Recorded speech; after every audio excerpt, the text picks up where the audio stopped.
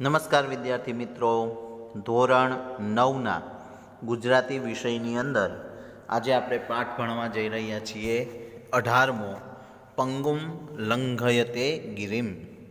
અપંગ પર્વત ઓળંગી શકે છે, ઓળંગે છે. અપંગુમ એટલે અપંગ, લંઘયતે એટલે ઓળંગે છે, ગિરિમ એટલે પર્વત. હવે આ પાઠ જે છે ને એ પાઠ એક વ્યક્તિ વિશેષનું વર્ણન કરતો પાઠ છે. એક યુવતીની અડગ આત્મશ્રદ્ધા, એક યુવતીનો સેલ્ફ કોન્ફિડન્સ, અને એ પણ કેવી તો કે અપંગ, જેનો ગોઠણથી જ પગ કપાઈ ગયો છે. તમને ખ્યાલ હોય તો હમણાં થોડા સમય પહેલાં કેબીસીની અંદર કર્મવીર જે એપિસોડ આવે છે, કૌન બનેગા કરોડપતિમાં કર્મવીર તરીકેનો જે એપિસોડ આવે છે એની અંદર હમણાં એક ભારતીય, એક નારી કે જે વિશ્વની પ્રથમ અપંગ નારી હતી કે જેણે માઉન્ટ એવરેસ્ટ સર કર્યું, એ અરુણિમા સિન્હા, એના જીવન ચરિત્ર અને એની સાથે બનેલી ઘટનાનું કરુણ દ્રશ્ય આ પાઠની અંદર દર્શાવાયું છે. સંકલિત આ પાઠ છે, અરુણિમા પાસેથી સાંભળી અને લખવામાં આવેલો આ પાઠ છે કે એક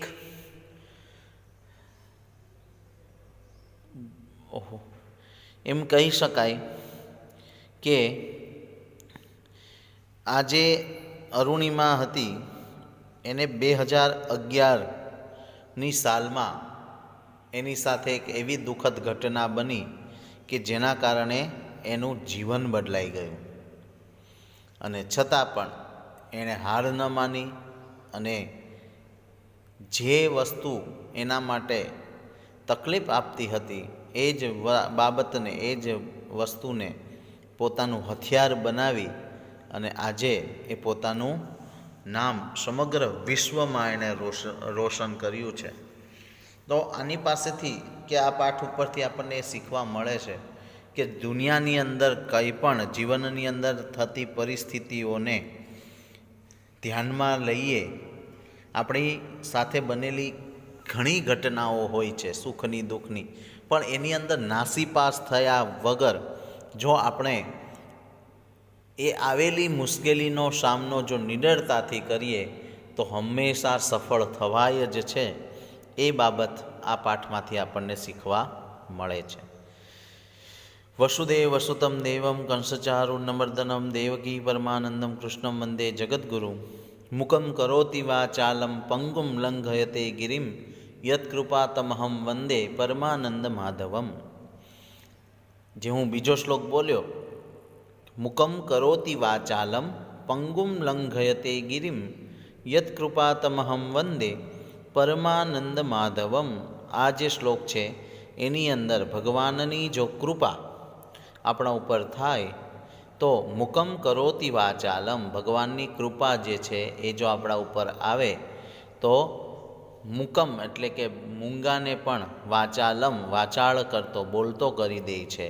પંગુમ લંઘયતે ગિરિમ, અપંગ પણ પર્વત ઓળંગી શકે છે જો ભગવાનની કૃપા. યત્કૃપા તમહમ વંદે, જેની કૃપાથી આ વસ્તુ શક્ય બને છે તેવા પરમાનંદ માધવને હું નમસ્કાર કરું છું, એવું આ શ્લોકનો અર્થ છે. પણ એમાંથી આ પંક્તિ પાઠના શીર્ષક માટે લેવામાં આવી છે, પંગુમ લંઘયતે ગિરિમ. સંકલિત છે, આપણે પહેલાં એનો ઉપર આપેલી પ્રસ્તાવના જોઈ લઈએ એટલે આપણને ટૂંકમાં આ પાઠનો સાર ખ્યાલ આવી જશે. પંગુમ લંઘયતે ગિરિમ એક યુવતીના અડગ આત્મવિશ્વાસને વ્યક્ત કરતું આ રેખાચિત્ર છે. અરુણિમા નામની રાષ્ટ્રકક્ષાની વોલીબોલ ખેલાડીને લૂંટારુઓ રાત્રે ટ્રેનમાંથી ફેંકી દે છે અને એ જ વખતે સામેથી આવતી ટ્રેન નીચે એનો પગ કપાઈ જાય છે. આવી વિકટ પરિસ્થિતિમાં હિંમત હાર્યા વગર એ પોતાના પગનું એનેસ્થેસિયા વગર ઓપરેશન કરાવે છે. એટલું જ નહીં, એ ક્ષણે એ એવરેસ્ટ સર કરવાનું સ્વપ્ન સેવે છે. એક યુવતીના આત્મવિશ્વાસની આ ચરમસીમા છે. અનેક મુશ્કેલીઓ પછી એ એવરેસ્ટ તો સર કરે જ છે, પણ એ સિવાય વિશ્વના બીજા શિખરો પણ સર કરે છે અને જાણે કે પંગુમ લંઘયતે ગિરિમ સુભાષિતને સાર્થક કરે છે. વોલીબોલ કક્ષા, રાષ્ટ્રકક્ષાની વોલીબોલ ખેલાડી હતી, વોલીબોલ ટીમની એ ખેલાડી, અને એ અરુણિમા નામની, એનું સાચું નામ અરુણિમા સિન્હા, એનું સરનેમ હતી સિન્હા. અરુણિમા સિન્હા એ જ્યારે ટ્રેનમાં જતી હતી, CISFની પરીક્ષા કે એનું ઇન્ટરવ્યૂ હતું એમાં જોડાવા માટે દિલ્હી જઈ રહી હતી, એવા સમયે અમુક લૂંટારાઓએ તેને રાત્રે ટ્રેનમાં લૂંટવાનો પ્રયત્ન કર્યો. એના ગળામાં સોનાની ચેન હતી, એ ચેન લૂંટવા માટે લૂંટારુઓએ પ્રયત્ન કર્યો, પણ પેલી છોકરી વોલીબોલ કક્ષાની ખેલાડી હતી, વોલીબોલ રાષ્ટ્રકક્ષાની વોલીબોલ ખેલાડી, એટલે એણે સામે પ્રતિસાદ તો આપ્યો, પણ લૂંટારુઓ 2-3 જણા હતા જેના કારણે, અને એ પાછા જેન્ટ્સ હતા જ્યારે આ છોકરી હતી, જેના કારણે પોતાનું કંઈ તાકાત ચાલી નહીં, તો લૂંટારુએ એને ચાલતી ટ્રેનમાંથી ફેંકી દીધી. અને એ જ સમયે એનું નસીબ થોડુંક કાચું હશે કે એ જ સમયે બીજા ટ્રેક ઉપર સામેથી બીજી ટ્રેન આવી, અને એ સમયે અહીંથી બહાર ફેંકાઈ અને સામેના ટ્રેક ઉપર પડી, અને એ જ સમયે ત્યાંથી ટ્રેન પસાર થઈ અને એનો પગ કપાઈ ગયો. ગોઠણથી પગ કપાઈ ગયો હતો, છતાં પણ એનેસ્થેસિયાની જરૂરિયાત હતી તો ઓપરેશન થઈ શકે, પણ એનેસ્થેસિયા પણ નહોતું, છતાં પણ આ છોકરીએ એનેસ્થેસિયા વગર ઓપરેશન કરાવ્યું. અને એ જ સમયે એણે નક્કી કરી દીધો કે મારો ભલે પગ કપાઈ ગયો પણ હું તો માઉન્ટ એવરેસ્ટ સર કરીશ જ. અને એ પછી પણ એણે વિશ્વના બીજા પણ ઘણા શિખરો એણે સર કર્યા. અને એના ઉપરથી આપણે આ આત્મવિશ્વાસની ચરમસીમા, આ યુવતીની આત્મવિશ્વાસની ચરમસીમા કહી શકાય. અને અનેક મુશ્કેલીઓ આવી છતાં પણ તેને એ એવરેસ્ટ સર કર્યો. તો એના જીવનનો આ એક કેવી રીતે પોતે સક્સેસ થઈ એના વિશેનો આ પાઠ છે. આ પાઠને આપણે હવે ભણવાની શરૂઆત કરીએ. તો પાઠની શરૂઆતમાં કહે છે કે ઘટના ક્યાંથી શરૂ થઈને કેવી રીતે થઈ. બરેલી ડિસ્ટ્રિક્ટ હોસ્પિટલના સ્ટાફમાં દોડધામ મચી ગઈ હતી. બરેલી જિલ્લાના કોઈ એક હોસ્પિટલમાં સ્ટાફમાં દોડધામ મચી ગઈ હતી કે અરુણિમા નામની છોકરીના પગનું ઓપરેશન કરવાનું હતું, એટલા માટે દોડધામ ચાલતી હતી. પરંતુ ચિંતાજનક બાબત એ હતી કે અહીં ન હતી લોહીની વ્યવસ્થા કે ન હતી દર્દીને બેહોશ કરવા માટે એનેસ્થેસિયાની સુવિધા. ખૂબ નાનો એવી હોસ્પિટલ હશે કે જ્યાં લોહી પણ નહોતું, એટલે કે એનું પગ કપાઈ ગયો એટલે એના કારણે એનું લોહી પણ શરીરમાંથી ઘણું વહી ગયું હતું, એટલા માટે એને લોહી પણ ચડાવવાની જરૂર હતી. અને સાથે સાથે એને વધારે પડતી તકલીફ ન પડે એના માટેથી એને બેહોશ કરવા માટે એનેસ્થેસિયાની જરૂર હતી, પણ એ પણ સુવિધા ત્યાં નહોતી.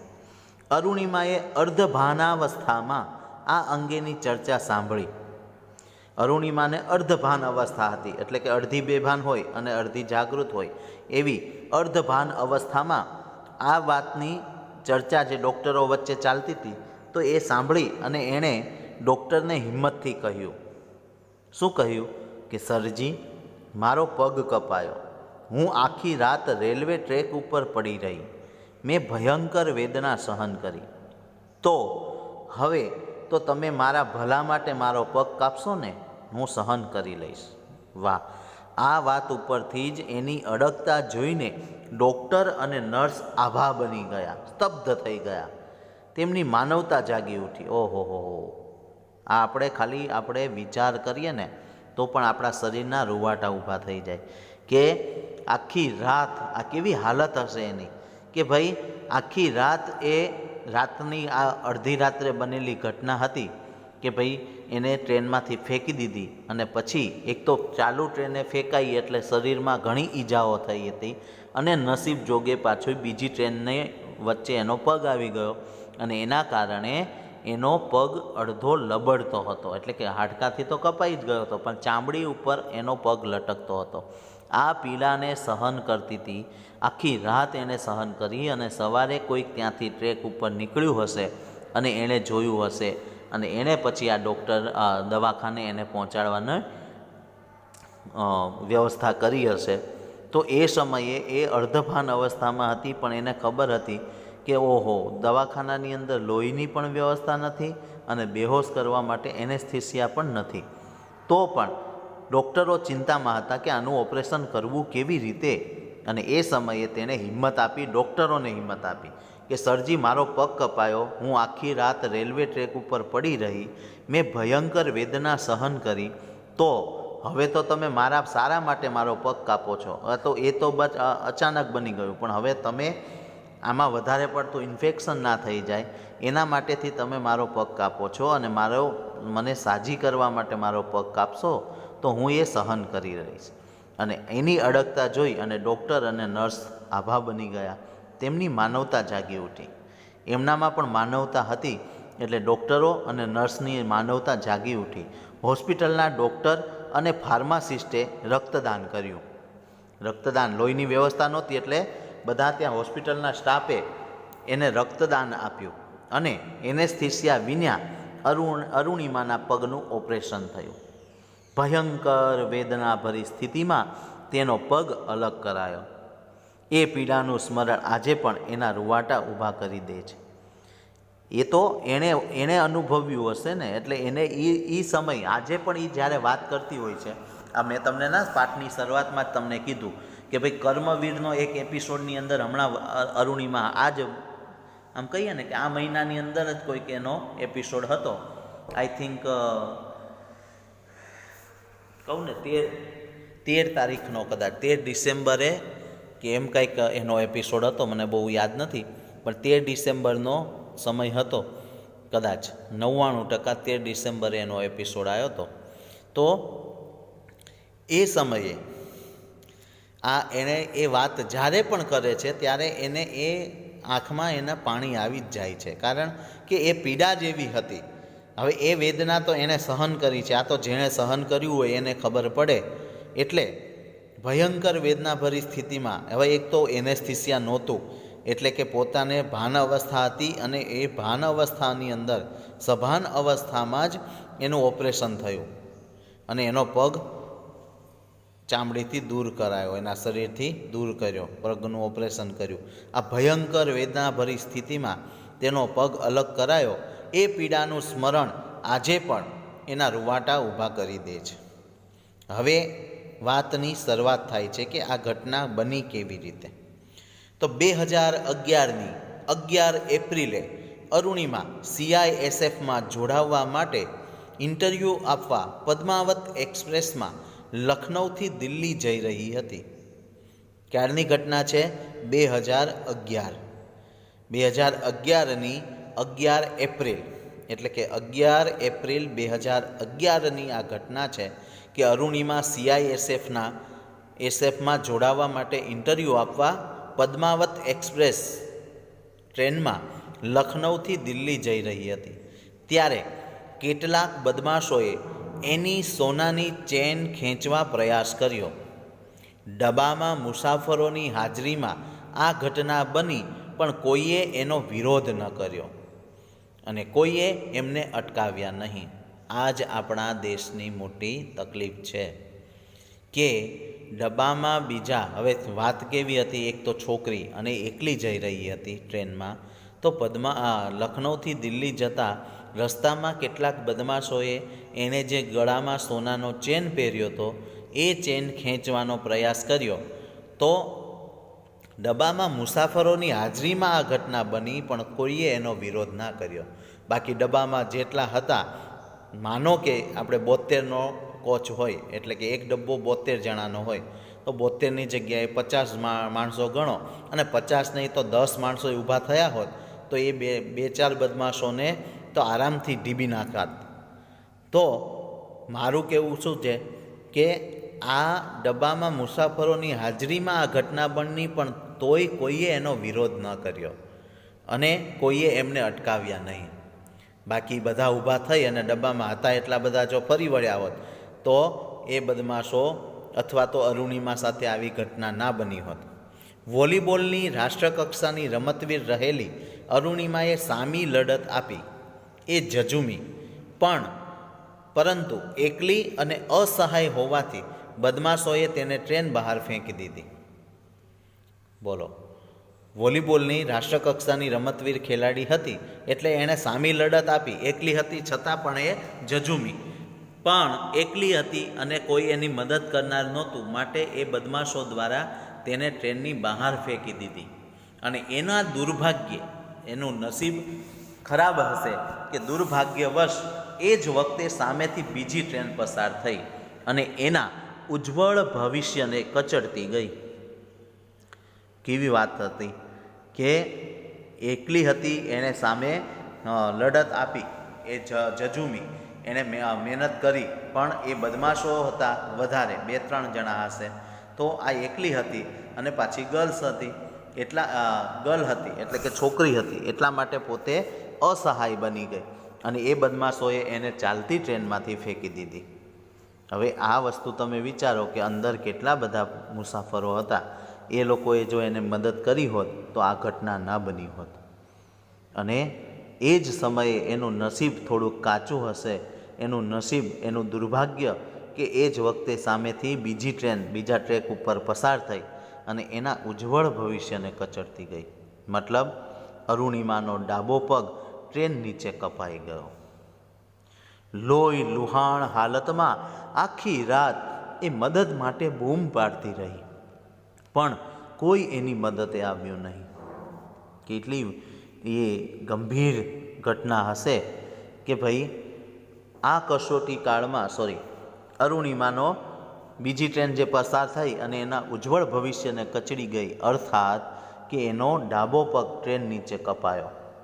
લોહી લુહાણ હાલતમાં આખી રાત એ મદદ માટે બૂમો પાડતી રહી, પણ રાત્રિનો અંધકાર હતો અને સુમસાન જગ્યા હશે, જેના કારણે કોઈ એની મદદે આવ્યું નહીં. રાત્રિના અંધકારમાં તે 7 કલાક ટ્રેક ઉપર પડી રહી. આ એ કપાયેલા પગ ઉપર, કપાઈ ગયો તો એનો પગ, એના છતાં રાત્રિના અંધારામાં એ રેલના પાટા ઉપર 7 કલાક સુધી એ ટ્રેક ઉપર પડી રહી. ત્યાંથી 49 ટ્રેન પસાર થઈ ગઈ, પણ આ કસોટી કાળમાં એની મદદે કોઈ ફરક્યું નહીં. માત્ર એના કપાયેલા પગના માંસની મિજબાની માણવા ઉંદરો આવ્યા. શું કહે છે કે 7 કલાક સુધી એ ટ્રેક ઉપર પડી રહી, ત્યાંથી બંને ટ્રેક ઉપર 49 ટ્રેનો પસાર થઈ ગઈ, પણ આ કસોટી કાળની અંદર એની મદદે કોઈ ના આવી શક્યું. માત્ર એના કપાયેલા પગના જે માંસના ટુકડાઓ હતા ને, એ ટુકડાઓની મિજબાની લેવા માટે, માણવા માટે, એટલે કે ખાવા માટે ઉંદરો આવ્યા. અરુણિમાનો ડાબો પગ માત્ર ચામડી ભેર લટકતો હતો. હાડકાથી તો બધું કપાઈ જ ગયું હતું, ખાલી ચામડી થોડીક બચી હશે, જેના કારણે ડાબો પગ માત્ર ચામડીના આધારે લટકતો હતો. જમણા પગના હાડકાના ઘણા ટુકડા થઈ ગયા હતા, ગણી ન શકાય એટલા ટુકડાઓ થઈ ગયા હતા. એની કરોડરજ્જુમાં તિરાડ પડી ગઈ હતી, એની કરોડરજ્જુ પણ ભાંગી ગઈ હતી, એમાં પણ તિરાડ પડી ગઈ હતી. આ બધું શું કામ થયું? જે એને ચાલુ ટ્રેનમાંથી એને ફેંકી દેવાઈ, જેના કારણે એના જમણા પગના હાડકાં પણ તૂટી ગયા હતા અને કરોડરજ્જુમાં પણ તિરાડ પડી ગઈ હતી. તે ચીસો પાડતી, સહન કરતી, રડતી ત્યાં પડી રહી. સવારે કોઈક આવ્યું હશે અને તેને બરેલી હોસ્પિટલમાં લઈ જવાઈ અને ત્યાંના તાત્કાલિક ઓપરેશન પછી એને દિલ્હીની એમ્સ હોસ્પિટલમાં ખસેડવામાં આવી. ત્યાંની લાંબી સારવાર પછી તેણે થોડી સ્વસ્થતા મેળવી, ત્યારે તેણે સમાચાર પત્રોમાં સમાચાર વાંચ્યા કે અરુણિમા પાસે ટિકિટ ન હતી, એટલે આત્મહત્યા કરવા માટે કૂદી હતી, એટલે આમ બન્યું. હવે બોલો, કેવી આ દેશની આપણી દુર્દશા કહેવાય કે એ સમયે વાત શું છે કે સવારમાં એને કોઈ બરેલી હોસ્પિટલમાં લઈ જવાઈ અને ત્યાં એનું તાત્કાલિક ઓપરેશન થયું, જે આપણે પહેલા પેરેગ્રાફમાં જોયું. તો એ દિલ્હીની અને એ પછી ત્યાં થોડીક સારવાર લીધા પછી તેને દિલ્હી એમ્સ હોસ્પિટલમાં લઈ જવામાં આવી વધારે સારવાર માટે, અને ત્યાંની લાંબી સારવાર ઘણા મહિનાઓ થયા એને સાજા થતાં, અને પછી તે થોડીક સ્વસ્થ થઈ, એટલે કે તેને રિકવરી આવી. પણ ત્યારે તેણે સમાચાર પત્રોમાં એટલે કે પેપરોમાં, ન્યૂઝપેપરમાં તેણે એવા સમાચાર વાંચ્યા કે ભાઈ આ ઘટના તો આના કારણે બની છે કે અરુણિમા પાસે ટિકિટ ન હતી અને તે આત્મહત્યા કરવા માટે કૂદી હતી, એટલે આવું બન્યું. એના પરિવારે તમામ અફવાઓનું ખંડન કર્યું, પણ કોઈએ માન્યું નહીં. સત્ય તો સમયની એરણે જ ઓળખાય છે. હવે આ એક વાક્ય છે કે સત્ય તો સમયની એરણે જ ઓળખાય, કે ભાઈ હીરો છે ને એ હીરો સાચો છે કે ખોટો છે એને જાણવું હોય ને તો એને હીરાને એરણ ઉપર જ્યારે મૂકવામાં આવે ને ત્યારે એ ઘસાય અને એની જો ચમક વધે અને એ જો આકાર પામે તો એ સાચો, અને જો એ એરણની સાથે ટચ થતાં જો તૂટી જાય તો એ હીરો નથી, એક પથ્થર એ કાં તો કાચ છે. એટલે એ સાચો એટલે કે સત્ય છે એ સમયની એરણે જ ઓળખાય. એવી રીતે સાચી વસ્તુ તો એનો સમય આવે ત્યારે બહાર આવી જ જતી હોય છે. હવે એણે પોતાના જીવનની દિશા બદલવાનું નક્કી કર્યું. લાંબો સમય સુધી તેને પથારીમાં પડી અને આવે બધા સમાચારો સાંભળ્યા કે ભાઈ બહાર તો કેવી અફવા ચાલે છે, તો કે અરુણિમા પાસે ટિકિટ નહોતી અને એના કારણે એને ફેંકી દેવામાં આવી, એના કારણે એ આત્મહત્યા કરવા માટે કૂદી પડી. આવું બધું બહાર સમાચારો આવવા લાગ્યા અને એના પરિવારે તમામ અફવાઓનું ખંડન કર્યું, પણ કોઈએ માન્યું નહીં. અને સત્ય તો એના સાચે સમયે સત્ય બહાર આવી જ જાય છે, અને એણે પોતાના જીવનની દિશા હવે બદલવાનું નક્કી કર્યું. જહાં ચા વહાં રાહ. જ્યાં આપણે જે વસ્તુ આપણે ઈચ્છીએ ને ત્યાં રસ્તો આપોઆપ મળી જ જાય છે. આ કહેવતના ન્યાયથી તેણે હોસ્પિટલની પથારીમાં જ નક્કી કર્યું કે હું પર્વતારોહણ કરીશ, મતલબ કે હું માઉન્ટ એવરેસ્ટ સર કરીશ. હું ભલે અપંગ થઈ ગઈ, મારો અડધો પગ ભલે કપાઈ ગયો, ગોઠણથી એનો પગ કપાઈ ગયો, તો છતાં એણે નક્કી કર્યું કે હું 100% માઉન્ટ એવરેસ્ટ પર્વતારોહણ કરીશ, મતલબ હું પર્વત ઉપર ચડીશ અને વિશ્વના સૌથી ઊંચા માઉન્ટ એવરેસ્ટ ઉપર તેને જવાનો નિર્ણય કર્યો. ત્યાં સુધીનું આપણે રાખીએ. ફરી પાછા આની પછીના લેક્ચરમાં મળીશું. ત્યાં સુધી આપણે આ પાઠને તમે વાંચજો. અરુણિમાની જે ઘટના છે એ ઘટનાને તમે જોજો. ઓકે, તો ફરીથી આપણે મળીશું. ધન્યવાદ.